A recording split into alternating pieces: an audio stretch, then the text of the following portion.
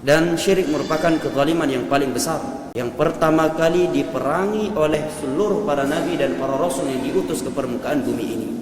Disebutkan oleh Imam Ibnu Katsir pada tafsir ayat ini, ucapan Abdullah bin Abbas bahwa 10 abad setelah Nabi Adam bumi ini suci dari kesyirikan.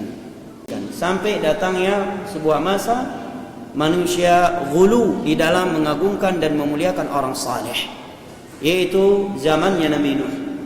Diriwayatkan oleh Imam Al-Bukhari di dalam kitab sahihnya, ucapan sahabat yang mulia Abdullah bin Abbas radhiyallahu anhuma menerangkan ayat ini bahwa 5 nama di atas tadi adalah 5 nama orang saleh di zamannya Nabi Nuh.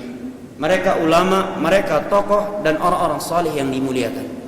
Kemudian mereka meninggal di 1 tahun yang sama.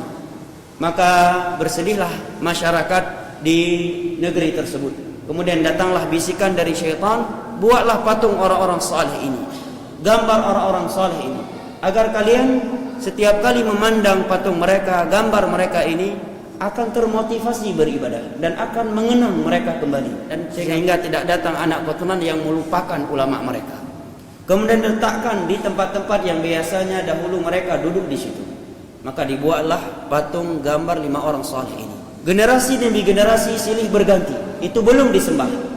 Sampai datang sebuah generasi yang sudah jauh dari ilmu, barulah mereka menyembah gambar-gambar orang saleh tersebut.